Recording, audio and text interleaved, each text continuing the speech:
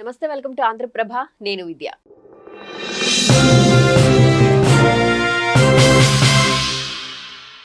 Development అంటే ఏంటి?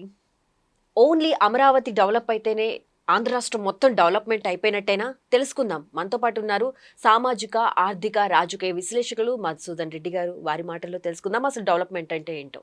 Sir నమస్తే. సార్ నమస్తే. Welcome to Andhra Prabha. Sir thank you. Sir, first మనం మాట్లాడుకుందాం. డెవలప్మెంట్ అంటే ఏంటి సార్? అసలు ఏ కోణంలో ఉంటే దాన్ని డెవలప్మెంట్ అంటారు? డెవలప్మెంట్ అంటే సింపుల్గా సింగిల్ లైన్లో చెప్తా. అది ఇంగ్లీష్ వర్డ్ అయినా అభివృద్ధి అంటారు. అభివృద్ధి అంటే ఏంటంటే ప్రతి చేతి నిండా పని దొరకాలి. అది ఫస్ట్. ప్రతి చేతి నిండా పని దొరికితే దాన్ని అభివృద్ధి అంటారు. రెండో వర్షం, ప్రతి చేనికి నీరు అందితే దాన్ని అభివృద్ధి అంటారు. ఓకే. ప్రతి విద్యార్థికి చదువు అందితే దాన్ని అభివృద్ధి అంటారు. అదేవిధంగా అభివృద్ధి అంటే ప్రతి వ్యక్తికి వైద్యం అందుబాటులో ఉంటే దాన్ని అభివృద్ధి అంటారు. అంటే ప్రతి వ్యక్తి ఒక చోట నుండి మరో చోటకు ప్రయాణం చేస్తుంటాడు కాబట్టి పబ్లిక్ ట్రాన్స్పోర్ట్ సిస్టమ్ అందుబాటులో ఉంటే దాన్ని అభివృద్ధి అంటారు. ప్రతి వ్యక్తి చేసినప్పుడు కరెంట్ లైట్ ఎలుగుతూ ఉంటే దాన్ని అభివృద్ధి అంటారు. ప్రతి దాంట్లోనూ అభివృద్ధి అంటే ముఖ్యంగా మనం మాట్లాడుకోవాల్సింది విద్య, వైద్యం, ఉపాధి. వీటిల్లో తాగునీరు, సాగునీరు. ఇప్పుడు 5 మనకి పంచాక్షరి మంత్రం అంటారు. పంచాక్షరి మంత్రం జపిస్తే కష్టాలన్నీ తొలగిపోతాయి అని మన హిందూ ధర్మం ప్రకారం చెప్తుంటారు. పంచాక్షరి మంత్రం అంటే ఏంటంటే ఓం నమ శివాయ. 5 అక్షరాలు ఉంటాయి కాబట్టి దాన్ని పంచాక్షరి మంత్రం అంటారు. అంటే నేననేది అలా విధంగా 5 విద్య, వైద్యం, వైద్యం, ఉపాధి, తాగునీరు, సాగునీరు. ఈ 5 పంచప్రాణాలు లాంటివి. పంచభూతాలు ఎలాగా ఉంటాయో ప్రపంచాన్ని శాసిస్తుంటాయి పంచభూతాలు. అదేవిధంగా ఈ 5లో ప్రభుత్వ పాత్ర ఏంటి? ఈ 5 సక్సెస్ అయిందంటే ఆ రాష్ట్రం సర్వతోముఖాభివృద్ధి చెందుతున్నట్లు లెక్క అనమాట. ఈ 5 రంగాలు ఎప్పుడైతే అధోగతి పాలైపోతాయో ఆ రాష్ట్రం అప్పులు పొప్పుకి దారి తీస్తుంది అన్నమాట. ఇప్పుడు ఆంధ్ర రాష్ట్రం పరిస్థితి ఎలా ఉందంటారండి? సీమాంధ్ర నేల పరిస్థితి ఏంటంటే ఇప్పటికీ వర్షపాతం చాలా తక్కువ పడింది. రైతాంగం సమస్యలు చాలా ఎదుర్కోబోతుంది. అంటే ఇంకొంచెం ఉంది టైము. ఇప్పటికి నైరుతి ఋతుపవనాలు అనుకున్న రేంజ్లో వర్షాలు పడలా కాబట్టి నీటి సమస్య కానీ ఈశాన్య ఋతుపవనాలు కానీ వస్తే తప్ప చెప్పలేనటువంటి పరిస్థితి ఉంది. వ్యవసాయ రంగం అయితే లాస్ట్ ఇయర్లో కుదేలైందన్నమాట వాస్తవం. వ్యవసాయ రంగం పూర్తిగా వ్యవసాయ శాఖ మంత్రి ఆంధ్రప్రదేశ్లో లేడనే చెప్పాలి. వ్యవసాయ శాఖ మంత్రి ఆంధ్రప్రదేశ్లోనే లేడనే చెప్పొచ్చు. ఎందుకు సార్? అంటర్ ఫ్లాప్ అయిపోయింది. వ్యవసాయ శాఖలో అన్ని రంగాల్లో ఫెయిల్ అయిపోయింది వ్యవసాయ శాఖ.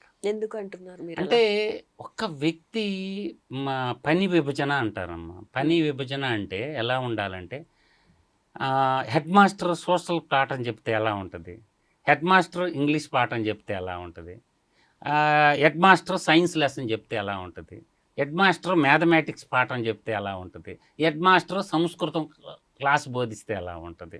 అలా ఉంది ఆంధ్రప్రదేశ్ యొక్క పరిపాలనా వ్యవస్థ. హెడ్ మాస్టర్ అయ్యేది ఏందో ఒక సబ్జెక్టులో ఎక్స్పెక్ట్ ఉంటాడు, అన్ని సబ్జెక్టులు చెప్పలేరు కదమ్మా.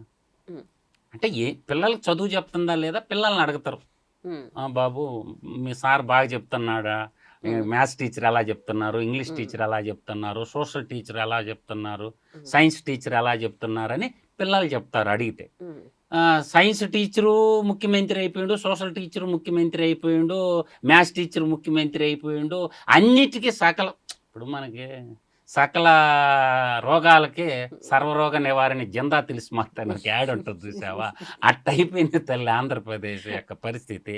అన్నీ నేనే అంటే ఎట్ట కుదరుతుంది? మంత్రి మండలి అన్న తర్వాత మంత్రి మండలి అందరూ పని చేయాలి, ఎవరి పని వాళ్ళు చేయాలి కదా. హోమ్ మినిస్టర్ పైన ఎవరు చేస్తారో ఎవరికి తెలియదు. అంటే కోఆర్డినేషన్ మిస్ అవుతుంది అంటారా?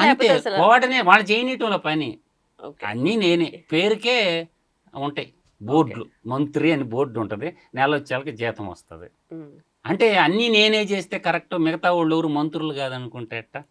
అందువల్ల ఇదైతే మాత్రం ఆంధ్రప్రదేశ్లో ఇప్పుడున్న ప్రజెంట్ ముఖ్యమంత్రి తన యొక్క పందాన్ని మార్చుకోవాలి. ఉమ్, బాధ్యత ఇచ్చిన తర్వాత అతను ఏం చేస్తాడో చూడు, రిజల్ట్ ఏమొస్తుందో చూడు. ఉమ్, అతనికి మంత్రి పదవి ఇచ్చి చేతులు కట్టేస్తే పని ఏడు చేస్తాడా? ఉమ్, ఇప్పుడు మంత్రి పదవి ఇచ్చారమ్మా, ఉమ్, తన యొక్క శక్తిని నిరూపించుకోవాలా, తన యొక్క టాలెంట్ నిరూపించుకోవటాలు ఏం చేయాలా? ఉమ్, అతనికి ఫ్రీ హ్యాండ్ ఇవ్వాలా. అతని పనిలో నువ్వు దూరపడితే ఎలా ఉంటుంది? ఓకే. అది నేను అంటున్నది. ఉమ్, ఎవరికైనా ఒక అవకాశం ఇచ్చినప్పుడు వాళ్ళకి ఫుల్ ప్లెడ్జ్డ్గా వదిలి, అటువంటిప్పుడు మంత్రి పదవిగా ఇవ్వకుండా ఉండాలి. ఉమ్, ఆంధ్రప్రదేశ్ అభివృద్ధి అంటే అమరావతి కాదు, ఉమ్, ఆంధ్రప్రదేశ్ అభివృద్ధి అంటే పోలవరం కాదు. ఉమ్, అవి రెండు ఎట్లా అవుతాయి? ఉమ్, ఇది ఒక రాజధాని కావాలి కాబట్టి ఆంధ్ర రాజధానికి సంబంధించిన వ్యవహారాలు నడుస్తాయి, ఉమ్, పోలవరానికి సంబంధించిన వ్యవహారాలు నడుస్తాయి. ఉమ్, ఇంకా మిగతా జిల్లాలన్నీ ఉండే కదా, ఉమ్, వాటి పరిస్థితి ఏంది?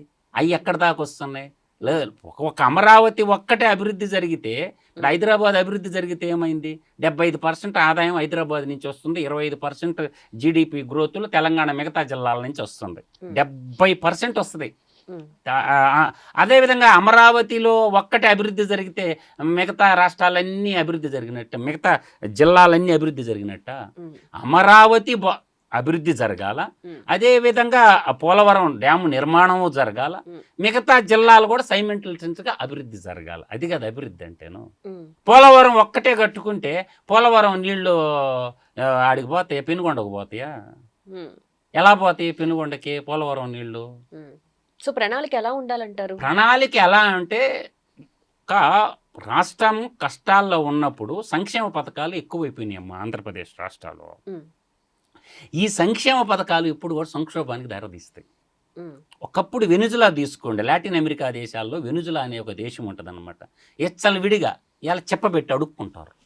ఉమ్, అంటే సంక్షేమ పథకాలని ఇప్పుడు సంపదన అనేది సృష్టించి ఆ వచ్చిన ఆదాయంతో కదా మనం సంక్షేమ పథకాలు చేస్తామని చెప్పింది. ఉమ్, మనం ఎందుకు అప్పులు చేసా? దానం చేయటం ధర్మమా? అప్పు చేసి వెంకటేశ్వర స్వామి గుడిలో డబ్బులు వేయాలా? నాకు చెప్పండి. గుడికి పోయి దండం పెడితే సరిపోద్దిగా. ఉమ్, నేను అనేది మన దగ్గర మనం బ్రతుకుతూ మన దగ్గర సర్ప్లస్ ఉన్నదాన్ని దానం చేస్తాం. ఉమ్, కానీ మనం ఏమంటున్నాము? అప్పు చేసి సంక్షేమ పథకాలు ఇంప్లిమెంట్ చేయాల్సిన అవసరం ఏముంది? ఉమ్. అంటే అంటే పంచడం కోసం అప్పు చేయకూడదమ్మా. ప్రజలకి నమ్మకాన్ని కలిగించాలని ప్రజలు ఉద్దేశం అంటే అనుకోవచ్చు కదండి. అంటే ప్రజల్ని బిచ్చగాళ్ళ చేయకూడదమ్మా. నేను అందుకే స్టార్టింగ్లోనే చెప్పా, ప్రతి చేతి నిండా పని కల్పించండి. ఉమ్, నేను అందుకే చెప్పింది అనమాట. ప్రజల్ని గుడి ముందు బెగ్గరలాగా ఎందుకు చేస్తున్నావు? ప్రభుత్వం ముందు బెగ్గరలాగా ప్రజల్ని తయారు చేయకూడదు. ఉమ్, ప్రజలకు ఉపాధి కల్పించాలి. వాళ్ళకై వాళ్ళు సంపాదించుకుని నలుగురు మనుషులుంటే, ఈ కనీసం ఇద్దరన్నా ఇంట్లో పనిచేస్తూ ఉంటే వాళ్ళకి నెలొచ్చాలకే ఒక యావరేజ్ మీద 20,000 వేసుకున్న ఒక 40,000 కుటుంబానికి గ్రామీణ ప్రాంతంలో అట్లీస్ట్ 30,000 అన్న రోజు 500 రూపాయలు వేసుకున్న ఒక 30,000 ఇన్కమ్ వచ్చిందంటే ఒక 20,000 సేవ్ అవుతాయి వాళ్ళకి. 30,000 ఇన్కమ్ ఎలా సంపాదించాలా గ్రామీణ ప్రాంతాల్లో? భార్యాభర్తలు ఇద్దరు కలిసి ఒక 30,000 ఎలా సంపాదించాలా? నీ దగ్గర ప్రణాళిక ఏముందో చెప్పు. ఉమ్, నేను అడిగే పాయింట్ అది. భార్య భర్త ఇద్దరు ఉన్నారమ్మా, వాళ్ళిద్దరు 30,000 రూపాయలు ఎలా సంపాదించాలా? ఉమ్, 10,000 రూపాయలు ఇంటి ఖర్చుకు పోయినా కూడా 20,000 రూపాయలు అయితే మిగిలితే 12 రోజులు 2,40,000 మిగులుతాయి కదా. ఉమ్, మీ దగ్గర ఏముంది ప్రణాళిక? ఉమ్. అవి చక్కబెట్టుకుంటూ వస్తూనే ఎక్కడున్నారమ్మా? మన డిఎస్సి వేశారు ఆ రకంగా ఏందమ్మా? ఉద్యోగ 5,30,00,000 మంది జనాభాలు డిఎస్సి 16,000 ఉద్యోగాలు ఏందమ్మా? మనం చెప్పిన 20 లక్షల ఉద్యోగాలు ఈ సంవత్సర కాలంలో ఎన్ని ఇచ్చాము?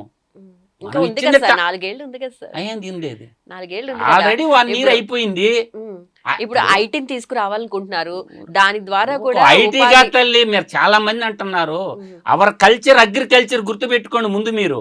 ఇది కూడా మన అనగలరు కల్చర్ మీకు జీడిపిలో దేశంలోనే చూడండి 65% ఎంప్లాయ్మెంట్ ఇచ్చే sector agriculture. Sir. Um, agriculture our culture. వ్యవసాయ రంగం కుదేలైంది అనుకో మొత్తం. ఇప్పుడు నిన్న మీరు హైదరాబాద్లోనే ఉండారు కదమ్మా. ఉమ్, హైదరాబాద్లో బండ్ల మీద తోతాపూరి మామిడి ఎంత అమ్ముతారమ్మా? 80 రూపాయలు కిలో, 100 రూపాయలు పెట్టారు బోర్డులు. రైతులు 4 రూపాయలు. ఎవరు తప్పమ్మ ఇదే? వ్యవసాయ శాఖ మంత్రిదే కదా తప్పు. వ్యవసాయ శాఖ మంత్రిదా కాదా ఈ తప్పు? ఉమ్, సంవత్సర కాలం పంట పండించినటువంటి మామిడి పంట తప్పు. పంట పండియటమే రైతు తప్ప. ఉమ్, ఎప్పుడు మేలుకున్నారు మీరు? ఏం పిరి కట్ల కట్టినారు? ఉమ్, ఇప్పుడు ఒక ఫుడ్ ప్రాసెసింగ్ పెట్టొచ్చుగా నువ్వు ప్రభుత్వం తరపున. ప్రైవేట్ వాళ్ళే ఉండే సరే ప్రభుత్వం తరపున పెట్టుంటే నువ్వు నేననేది ఒకటమ్మా, పౌర సరఫరాల శాఖ ఒకటి, వ్యవసాయ శాఖ మంత్రి ఒకడు, వీళ్ళిద్దరు తోతాపూర్ మామిడి 1 కిలో బియ్యం తగ్గించి కానీ రైతులకు కానీ ఇచ్చుంటే కిలో బియ్యం 43 రూపాయలు పెట్టుకుంటారమ్మా. 9 కిలోలు బియ్యం ఇచ్చేసి 2 కిలోలు మామిడికాయలు ఫ్రీగానే ఆ 43 రూపాయలు రైతుకి ఇచ్చుంటే 21 రూపాయలు కిలో పడేది. వీళ్ళు ఏదో ఎరగబెట్టినాము ఎలగబెట్టినాము. అట్టర్ ఫ్లాప్ అయిపోయిండు వ్యవసాయ మంత్రి, పౌర సరఫరాల శాఖ మంత్రి. రైట్, ఎవరి పని వాళ్ళు చేసుకోగలిగితే ఎస్ పరిపాలన అనేది సక్రమంగా నేను ఇంకా చెప్తానమ్మా, స్కూల్ పిల్లలు విద్యార్థులు ఎంతమంది ఉంటారమ్మా? స్కూల్ పిల్లల విద్యార్థులు ఎంతమంది ఉంటారు? ఎన్ని లక్షల మందికి అమ్మఒడి ఇచ్చినావు నువ్వు? 67 లక్షల మంది పిల్లలకి ఇచ్చినావు. 67 లక్షల మామిడికాయలు ఇస్తే ఎన్ని టన్నులు అవుతాయా? తినే వస్తువు కదా అది. తినే ఈ అమ్మ చిక్కి ఇలువ చేయదా మామిడికాయ అంటే? 1 కిలోకి 2 మామిడికాయలు వస్తాయమ్మా. అర కిలో వేసుకున్న 2 మామిడికాయలు వస్తాయి. చిక్కి ఎంతమ్మా? ఒక మామిడికాయ పిల్లలు తినేదే కదా. పాఠశాల శాఖ కొని లోకేష్ గారు కొనేసి ఎన్ని మామిడికాయలు పండించారు అన్ని మామిడికాయలు తీసుకొని పిల్లలకి, స్కూల్ పిల్లలకి ఫ్రీగా ఇవ్వచ్చు, కాలేజ్ పిల్లలకి ఫ్రీగా ఇవ్వచ్చు. గ్రామీణ ప్రాంతాల్లో నువ్వు అమ్మే రేషన్ 43 రూపాయలు పెట్టి రేషన్ బియ్యం కొంటుండవు కదా. సో అలా చేస్తే అట్లీస్ట్ రైతు బాగుపడేవాడు కదా. మరి రైతు కలకంట కన్నీరు ఒలికిన ఆ ఇంట సిరి ఉండజాలదంటారు పెద్దోళ్ళు. ఆడవాళ్ళు ఏడిస్తే ఆ ఇంట్లో ధనలక్ష్మి ఉండదంట. అలాగే ఎద్దు ఏడ్చిన వ్యవసాయము రైతును చంపేసి మీరు పెరిగేది ఏంద్ర కట్టలా? రైట్ అండి, చూద్దాం. అయితే నేను ఇంకో మాట చెప్తానమ్మా, అందరు ఆడిపోసుకున్నారుగా. అసలు వీళ్ళ యాళ్ళు ఇచ్చిన డబ్బులు, ఆ డబ్బులు యాళ్ళు ఇవ్వకుండా ఆ డబ్బులు రైతులకు ఇచ్చిన బాగుపడి వాళ్ళు. యాళ్ళ రూపంలో ఎంత డబ్బు ఇచ్చారు చెప్పండి సంవత్సర కాలంలో? ఏం అప్పులుండి యాళ్ళకి డబ్బులు మీ డోలు మీరు కొట్టుకోవాల్సిన అవసరం ఏముంది? యాళ్ళు దేనికమ్మా? అప్పులు ఉన్నప్పుడు మంచం ఉన్నకాడి కాళ్ళు ముడుచుకోవాలి కానీ అప్పు చేసి యాళ్ళు ఇయ్యాలా? రైట్.